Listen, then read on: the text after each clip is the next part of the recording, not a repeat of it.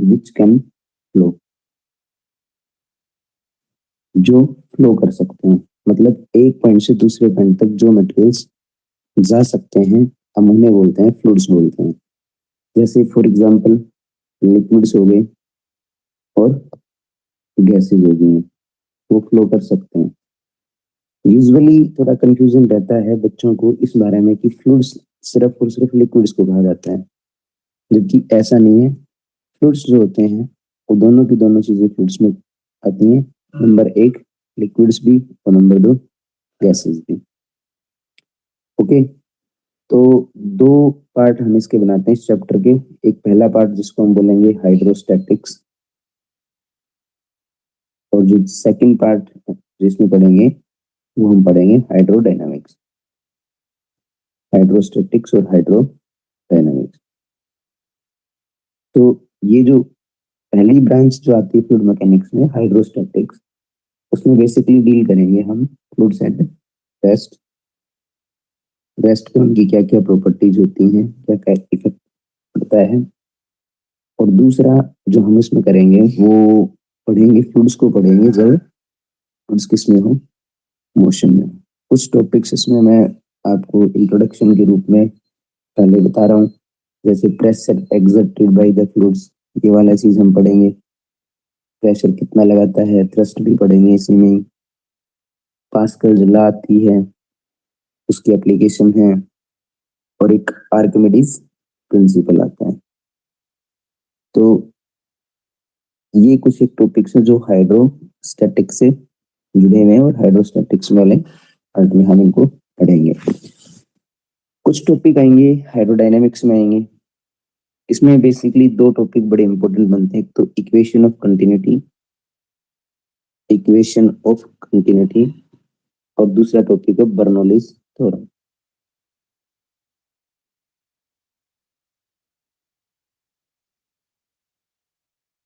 ठीक है, चलिए पहले फ्लूइड्स के बारे में हम लोग जान चुके हैं कि फ्लूइड्स क्या होते हैं। तो फ्लूइड्स तो वो मटेरियल्स हो गए जो क्या करते हैं, फ्लो कर सकते हैं, उन मटेरियल्स को हम बोलते हैं फ्लूइड्स बोलते हैं। अब पहला जो इसमें टॉपिक आता है वो फर्स्ट टॉपिक क्या आता है कि थ्रस्ट क्या होता है। थ्रस्ट, आपने फोर्स पढ़ा होगा। फोर्स एक ऐसी प्रॉपर्टी होती है, ऐसी एक्सटर्नल एजेंसी होती है, एफर्ट बोल सकते हैं उसको, एक्सटर्नल एफर्ट जो किसी बॉडी की शेप को या फिर उसकी स्टेट को चेंज कर देता है। जो थ्रस्ट है ना, ये थ्रस्ट भी ये मान के चलो कि ये फोर्स ही है, और ये होता भी फोर्स ही है। ये फोर्स है, और वो फोर्स है, लेकिन ये जो हमेशा नॉर्मली लगता हो। नॉर्मली का मतलब परपेंडिकुलरली, नॉर्मली मींस परपेंडिकुलरली। एक ऐसा फोर्स जो परपेंडिकुलरली लगता है उसे हम बोलते हैं थ्रस्ट बोलते हैं। सेम फोर्स ही है ये, इसकी भी यूनिट न्यूटन होती है। जैसे कि फोर्स को मेजर करते हैं हम न्यूटन में मेजर करते हैं एसआई सिस्टम में, उसी प्रकार से थ्रस्ट की भी यूनिट न्यूटन ही होती है। लेकिन यहाँ हम थ्रस्ट इसका नाम दे रहे हैं क्योंकि ये फोर्स, इसकी डायरेक्शन है ना, वो एक पर्टिकुलर स्पेसिफिक डायरेक्शन है। स्पेसिफिक मीन्स कि ये परपेंडिकुलर डायरेक्शन में ही लगेगा। और जो फ्लूइड्स होते हैं वो हमेशा थ्रस्ट ही एक्सर्ट करते हैं। एग्जाम्पल के लिए मैं आपको ये बता सकता हूँ कि जैसे मैंने कंसिडर किया कि कोई लिक्विड में कंसिडर कर रहा हूँ, फ्लूइड के रूप में मैं लिक्विड में कंसिडर कर रहा हूँ एक, और उस लिक्विड में ये भरा है ये बीकर, और उस लिक्विड में मैं एक ऑब्जेक्ट कंसिडर करता हूँ। जैसे मैं इसमें है ना क्यूबिकल ऑब्जेक्ट को कंसिडर कर रहा हूँ। मेरे पास एक है ना क्यूबिकल ऑब्जेक्ट है, तो उस क्यूबिकल ऑब्जेक्ट में जैसे ये ऑब्जेक्ट है मेरे पास, ये पूरा का पूरा लिक्विड है, ये इसमें भरा है, it is kept well inside the liquid. एक ऑब्जेक्ट है जो इमर्स्ड है इस लिक्विड में, क्यूबिकल, आप सिलेंड्रिकल भी ले सकते हैं, कोई फर्क नहीं पड़ेगा इस बात का। तो इसमें मैं यदि बताऊं आपको इस क्यूबिकल ऑब्जेक्ट के ऊपर, तो ये जो वाल्स दिख रही है ना आपको इस क्यूब की, इन वाल्स के ऊपर फोर्स लगेगा इस डायरेक्शन में परपेंडिकुलरली, ऐसे ये वाला फोर्स लगेगा। जितने भी इसके फेसेस हैं इस फेस पे भी लगेगा, ये चारों तरफ लिक्विड है, तो ये वाला जो फेस है इस पे भी फोर्स लगेगा, और इसके जो बैक साइड में जो फेस होगा उस पे भी फोर्स लगेगा। मतलब इम्पोर्टेंट ये है कि फोर्स लगने की डायरेक्शन क्या है।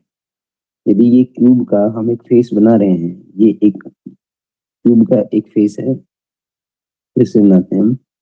ये क्यूब का यदि फेस है, यदि ये फ्लूइड के अंदर रखा है, तो इसके इस वाले फेस के ऊपर जो डायरेक्शन होगी फोर्स लगने की, लिक्विड जो लगाएगा या फिर फ्लूइड जो लगाएगा वो इस डायरेक्शन में फोर्स लगाएगा।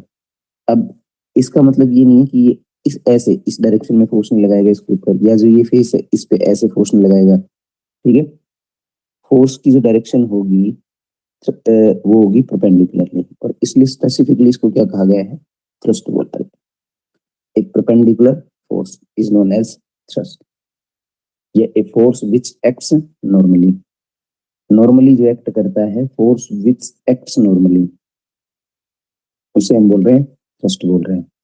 और फ्लूइड है ना, उसमें जो जो फेस फ्लूइड के कांटेक्ट में है उस फेस के ऊपर फोर्स लगेगा।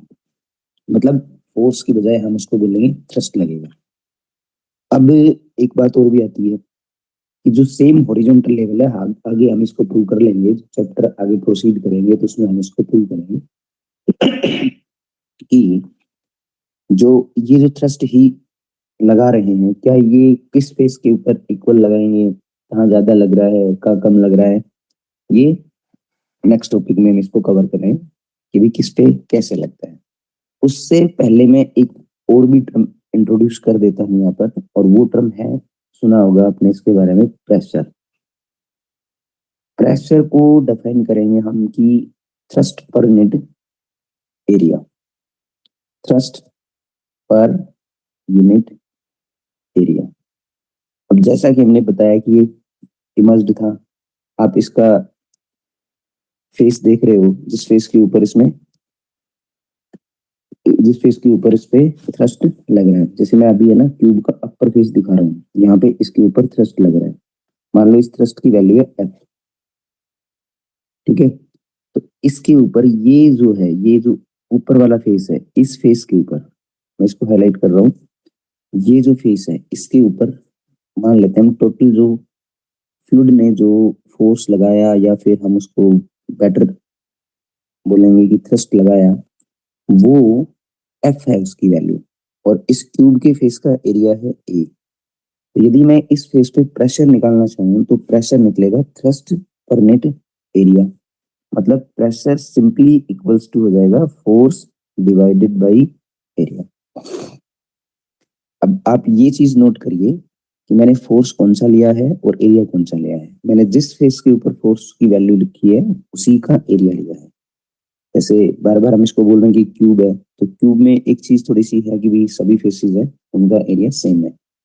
ठीक है, लेकिन प्रेशर जो है ना, वो मैं नहीं कह रहा हूँ कि प्रेशर सेम है, क्योंकि आप देखेंगे, इसको नोट करेंगे, हॉरिजॉन्टली सेम लेवल पे जो फेसेस होंगे, इस पे थ्रस्ट की वैल्यू और इस पे थ्रस्ट की वैल्यू सेम मिलेगी। यदि मैं इसको मार्क करूं कि ये मेरा F1 है, ये F2 है, ये F3 है, ये F4 है, नीचे से फोर्स लग रहा है इसके ऊपर, बाकी दो फेसेस का मैं इंडिकेट नहीं कर रहा हूँ, यहाँ पे F4 है, तो यहाँ F1 और F4 की वैल्यू में डिफरेंस मिलेगा। ठीक है, तो इसका मतलब जो अपर फेस है उसके ऊपर प्रेशर की वैल्यू और जो लोअर फेस है उसके ऊपर प्रेशर की वैल्यू डिफरेंट रहेंगी। रीजन बीइंग, क्या है रीजन इसका, क्योंकि हम प्रेशर यदि निकालेंगे तो प्रेशर किससे निकलेगा, फोर्स डिवाइडेड बाई एरिया। ठीक है, तो ऊपर वाला जो फोर्स, ऊपर वाले फेस के ऊपर फोर्स लग रहा है, नीचे वाले के ऊपर जो फोर्स लग रहा है, दे आर क्वाइट डिफरेंट। ठीक है, ओके। अब हमने जब प्रेशर इसमें से पढ़ लिया कि प्रेशर क्या होता है, प्रेशर हो गया force divided by area. Clear, unit भी पढ़ लेते हैं इसकी, यूनिट क्या होगी, यूनिट हम सिंपली निकालेंगे, फोर्स क्या होता है न्यूटन में, एरिया मीटर स्क्वायर में। ये ऐसे सिस्टम में मेजरमेंट होता है एरिया का। एरिया जैसे निकालेंगे, ऊपर वाला फेस आप देख रहे हो वो एक स्क्वायर की फॉर्म में होगा, और ऊपर के फेस का एरिया निकालेंगे तो length into breadth, length into breadth करोगे तो यूनिट एरिया की यूनिट क्या निकल के आएगी, लेंथ भी मेजर होगी मीटर में, ब्रेड्थ भी मेजर होगी मीटर में, तो एरिया की यूनिट बन जाएगी मीटर स्क्वायर, और फोर्स की यूनिट न्यूटन होती है। तो ये जो बन गया कि यूनिट क्या होगी, इसकी यूनिट होगी newton per metre square, and this is simply known as pascal. इसको बोलते हैं पास्कल। पास्कल का सिंबल है पी कैपिटल ए स्मॉल। तो प्रेशर की जो यूनिट है, हम प्रेशर की यूनिट बोल सकते हैं कि क्या होती है, पास्कल होती है एसआई सिस्टम में। कुछ अलग यूनिट्स भी हैं जिनके बारे में धीरे धीरे प्रोसीड करते वक्त डिफाइन करेंगे, लेकिन उससे पहले मैं ये बताना चाहूंगा कि प्रेशर की कुछ एप्लीकेशंस हैं कि जनरली एप्लीकेशंस क्या हैं प्रेशर की। तो एप्लीकेशंस ऑफ प्रेशर, जैसे एक सिंपल एप्लीकेशन आता है कि जो कटिंग टूल्स होते हैं ना, कटिंग टूल्स मीन्स ऐसे टूल्स जिनको यूज करते हैं हम काटने के लिए, जैसे नाइफ हो गया, सीजर हो गया, ठीक है, या फिर निडल हो गई। ये निडल हालांकि कटिंग टूल नहीं है, वो एक पियर्सिंग टूल है। इनकी जो एजेस होती हैं वो पॉइंटेड होती हैं, शार्प एजेस इनकी बनाई जाती हैं, कटिंग टूल्स की शार्प एज होती हैं। ऐसा क्यों होता है कि इनकी एजेस को शार्प क्यों बनाया जाता है? हम इनकी एज को शार्प इसलिए करते हैं ताकि एरिया जो है वो इनका डिक्रीज हो जाए। एरिया डिक्रीज होने से क्या होगा, सिंपली प्रेशर जो है एफ डिवाइडेड बाई ए है। तो प्रेशर यहाँ से आप देखेंगे कि कांस्टेंट फोर्स यदि आप लगाते हैं तो फिर प्रेशर की value inversely proportional to area आ जाएगी। प्रेशर की value inversely proportional to area आ जाएगी। और यदि हम इनका एरिया, एजेस का एरिया डिक्रीज कर देते हैं, उनको शार्प बनाते हैं, तो उनका एरिया हो जाता है डिक्रीज, मतलब कम हो जाता है। एरिया कम होएगा फिर प्रेशर बढ़ जाएगा।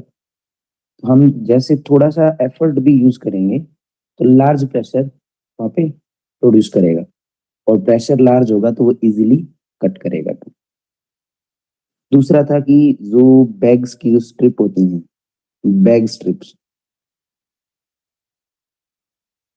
ठीक है, जो बैग स्ट्रिप्स होती है वो क्या होते हैं, वो वाइडर बनाई जाती हैं।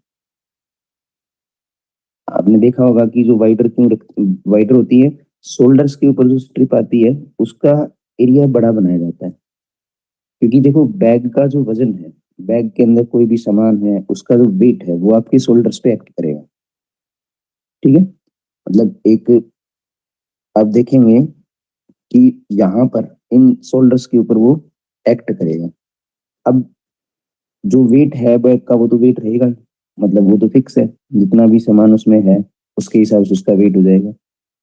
तो अब बैग का यदि एरिया एक्ट कर रहा है तो स्ट्रिप्स को वाइडर कर दिया ताकि वो वेट ना वो लार्जर एरिया के ऊपर फैल जाए, ठीक है। यदि उनको थोड़ा थिन रखा गया, नैरो रखा गया, तो फिर उस केस में एरिया कम रहेगा और प्रेशर आपके शोल्डर्स पे ज्यादा लगेगा। लेकिन उसको एरिया बढ़ा दिया बैक की स्ट्रिप का, तो स्ट्रिप का एरिया बढ़ाने से क्या होता है कि एरिया बढ़ने से प्रेशर घट जाता है और थोड़ा उसको कैरी करना, बैक को कैरी करना इजी हो जाता है, ठीक है। ये प्रेशर था। नेक्स्ट जो इसमें टॉपिक आएगा वो टॉपिक आएगा डेंसिटी। डेंसिटी डेंसिटी देखो क्या होता है, डेंसिटी हो गया मास पर यूनिट वॉल्यूम, ठीक है। ये भी डेफिनेशन है, मास पर यूनिट वॉल्यूम। ये सारी चीजें यहाँ पर जरूरी हैं। इसको जो फ्लूइड मैकेनिक्स को करने के लिए ये टर्म्स आ गई, जैसे थ्रस्ट आ गया, प्रेशर आ गया, डेंसिटी आ गया। तो मास पर यूनिट वॉल्यूम, इसे बोलते हैं डेंसिटी। डेंसिटी का सिंबल होता है रो। ये पी नहीं है, ये एक ग्रीक लेटर है जिसको बोला जाता है रो यूजुअली।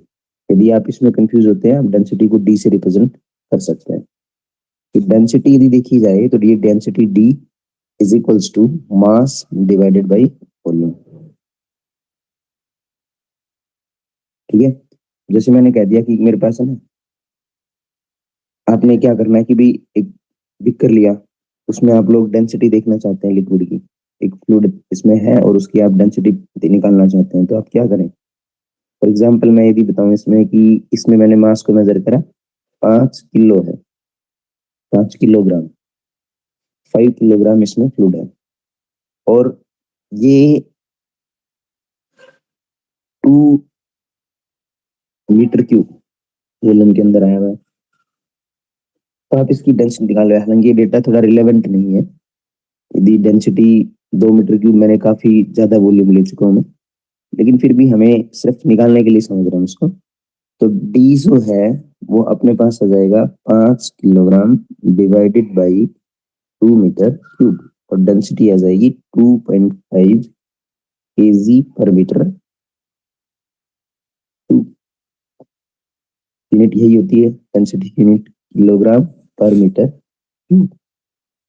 ठीक है, तो जो डेंसिटी है वो आ गया मास डिवाइडेड बाई वॉल्यूम, यूनिट क्या होगी डेंसिटी की? किलोग्राम पर मीटर क्यूब। इसी प्रकार से हम डेंसिटी को निकाल सकते हैं।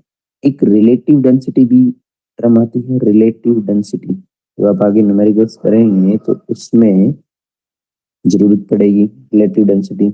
रिलेटिव डेंसिटी का दूसरा नाम होता है स्पेसिफिक ग्रेविटी, इसका दूसरा नाम है स्पेसिफिक ग्रेविटी। ये रेशियो होता है, जैसे फॉर एग्जांपल मैं किसी ऑब्जेक्ट की रिलेटिव डेंसिटी निकालना चाहता हूँ या फिर उसकी स्पेसिफिक ग्रेविटी निकालना चाहता हूँ, तो एक डेटा है मेरे पास कि मैं ये रेशियो हो गया स्पेसिफिक ग्रेविटी या रिलेटिव डेंसिटी, या फिर इसको क्या बोलेंगे? Specific gravity. ये रेशियो होता है, is the ratio of density of substance to density of water. 4 degree Celsius temperature पे, क्योंकि टेम्परेचर के साथ डेंसिटी पे फर्क पड़ता है, वाटर की डेंसिटी जो हमें लेनी है वो 4 डिग्री सेल्सियस पे कंसिडर करनी है। तो मैं रिलेटिव डेंसिटी निकालिए फॉर्मूला लिख रहा हूँ कि भी रिलेटिव डेंसिटी मेरे पास बन गया। रेशियो का मतलब है कि ऊपर लिखा जाएगा, हमने कहा है कि पहले ratio of density of substance, तो density of substance divided by density of water. और वाटर की डेंसिटी कितने डिग्री सेल्सियस पे कंसिडर करनी है? 4 डिग्री सेल्सियस पे। ओके, फॉर एग्जांपल मैं कहता हूँ कि गिवन आपको, मैं स्पेसिफिक ग्रेविटी निकालता हूँ, गिवन आपको कि वाटर की डेंसिटी है, डेंसिटी ऑफ वाटर वो आपको मैं बताता हूँ 10⁻³ kg पर मीटर क्यूब है। And density of mercury, density of mercury, mercury का सिंबल यूज करूंगा मैं Hg। डेंसिटी ऑफ मरकरी है जो वो आता है, उसकी वैल्यू है 13.6 इंटू 10⁻³ किलोग्राम पर मीटर क्यूब। ये डेंसिटी है मरकरी की। तो हमारा क्वेश्चन क्या है कि हमें मरकरी की relative density of mercury given था, and you have to find out relative density of mercury, या आपको ये बोला जा सकता है कि स्पेसिफिक ग्रेविटी निकालिए किसकी? मरकरी की। तो उसके लिए हम कैसे निकालेंगे स्पेसिफिक ग्रेविटी या मरकरी की रिलेटिव डेंसिटी को? कैसे निकालेंगे? सीधा हम फॉर्मूले पे जाएंगे, रिलेटिव डेंसिटी ऑफ मरकरी।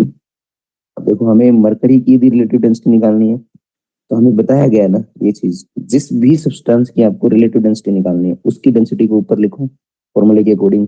तो मैंने मरकरी की निकालनी थी, तो मरकरी की डेंसिटी को मैं ऊपर पुट कर रहा हूँ 13.6 into 10⁻³ kg per metre cube, and that is divided by density of water at 4 degree Celsius. Water की डेंसिटी कितनी जाएगी? 10⁻³ कैंसिल आउट करोगे तो आपके पास आंसर आ जाएगा रिलेटिव डेंसिटी ऑफ मरकरी जो है दैट इज 13.6। अब नोट करना, रिलेटिव डेंसिटी जो होती है ना, रिलेटिव डेंसिटी की कोई यूनिट नहीं होती है, क्योंकि it is a ratio of same type of physical quantities. आप देख रहे हैं ऊपर भी डेंसिटी है, यदि यूनिट निकालोगे तो कोई यूनिट बचेगी नहीं। ऊपर ऊपर देखोगे आप लोग, डेंसिटी ऑफ सब्सटेंस जो है किलोग्राम पर मीटर क्यूब आ गया, नीचे डेंसिटी लिखेंगे तो किलोग्राम पर मीटर क्यूब आ जाएगा, क्योंकि दोनों की दोनों डेंसिटी है। और जब ऊपर वाले किलोग्राम पर मीटर क्यूब से नीचे वाला कैंसिल हो जाएगा, कोई भी यूनिट नहीं बनेगा। तो रिलेटिव डेंसिटी एक रेशियो है, इसलिए और वो भी रेशियो भी जो निकाल रहे हैं हम सेम टाइप की फिजिकल क्वांटिटी का, तो वो चीज क्या बन जाएगा, एक यूनिट लेस क्वांटिटी बनेगी। तो अभी आज की क्लास में हमने पढ़ा कि फ्लूइड्स क्या होते हैं। 3 इससे रिलेटेड टर्म्स आई हैं, 3 फिजिकल क्वांटिटीज को इंट्रोड्यूस किया गया है, थ्रस्ट, प्रेशर और डेंसिटी। इन तीनों के बारे में आप एक बार पढ़े, इनको रिवाइज करें। उसके बाद अगली क्लास में हम पढ़ेंगे प्रेशर जो फ्लूइड्स एग्जर्ट करते हैं। जो सबसे पहले हमने कॉन्सेप्ट यूज करा था कि थ्रस्ट यूज करते हैं, और उसके साथ फ्लूइड्स है ना प्रेशर भी यूज करते हैं। तो हम प्रेशर डिफरेंस भी निकालेंगे कि एक फेस के ऊपर और दूसरे फेस में प्रेशर्स में कहाँ कहाँ डिफरेंस है, कहाँ कहाँ डिफरेंस है नहीं है। ठीक है, तब तक के लिए थैंक यू।